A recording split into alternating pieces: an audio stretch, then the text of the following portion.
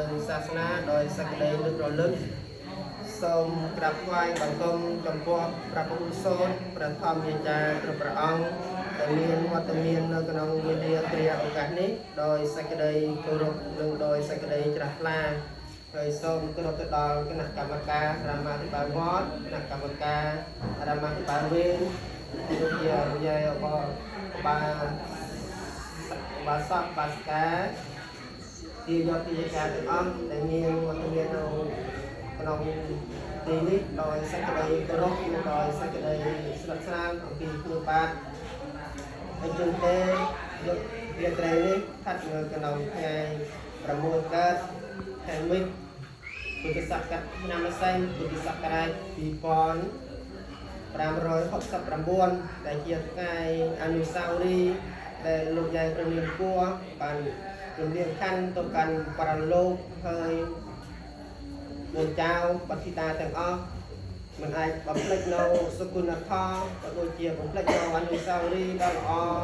ដែលលោកយាយបានធ្លាប់បានបីបាច់ជាជនថែរក្សាកូនចៅបាត់គ្នាទាំងអស់จึงទេកាលណាដែលលោកយាយបានធ្វើកាលកិរិយាទៅហើយមែនតែធ្វើនៅបណ្ដាតក្កិណានៅប្រទៀនដើម្បីឧទ្ទិសជូនទៅដល់លោកយាយនៅក្នុងទីនេះផងដែរបានអញ្ជើញនៅញាតិញោមពុទ្ធបរិស័ទទាំងអស់មកចូលរួមក្នុងកម្មវិធីចម្រើននៅព្រះបរិត្តក្នុងវេលានេះជាងទេដោយអានិសង្ឃផល្លានិសង្ឃដែលកូនចៅបានធ្វើផ្ដើមមាននិមន្តប្រសង់សម្ដែងនៅព្រះបរិត្តក៏ដូចជាថ្ងៃស្អែកមាននិមន្តប្រសង់ទទួលនៅបតកិច្ចនេះជាងទេបានគុណសលទាំងអស់នេះយើងខ្ញុំជាកូនជាចៅសូមថ្វាយប្រគេនទៅដល់ព្រះអិនប្រព្រំទេវតាទាំងមុនលោកធាតុទេវតារក្សានៅជួបពួរតាសម្បែងក៏ទេវតារក្សានៅរុក្ខទេវតាទេវតារក្សានៅដល់ជើងក្តីសូមត្រេកអរអនុមោទនានៅ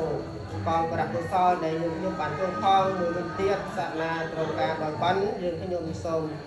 រំលែកចែកនៅបានកុសលនេះហើយសូមអនុមោទនាក្នុងរាល់កងប្រកុសលដែលយើងខ្ញុំបានធ្វើហើយជាពិសេសទៀតឧទ្ទិសនៅកងប្រមហាកុសលនេះជូនទៅដល់លោកយាយព្រះនាងគួរតាព្រះនាងសឹងជាប្រធានដូចជាតានាងភឿកយាយនាងទៀមតានាងភឿកយាយនាងទៀមជួនក៏ដល់ធម្មនាមថែនធម្មហាលោកយាយព្រះនាងគួយផងដែរដែលជាឧបការីជនរបស់យើងខ្ញុំដែលយើងខ្ញុំស្គាល់គ្រប់មិនសពវិញតែសូមឧទ្ទិសដល់គ្រប់សន្តានទាំងអស់សូមបានលោកតំណែងបន់ដែលគុណចៅយើងខ្ញុំបានកោផងហើយសូមរំលែកក្នុងបានកុសលនេះផងដែរគឺដល់ញាតិញោមពុទ្ធបរិស័ទដែលបានឃ្លាតពេលវេលាដ៏មានតម្លៃចូលរួមប្រស្រ័យក្នុង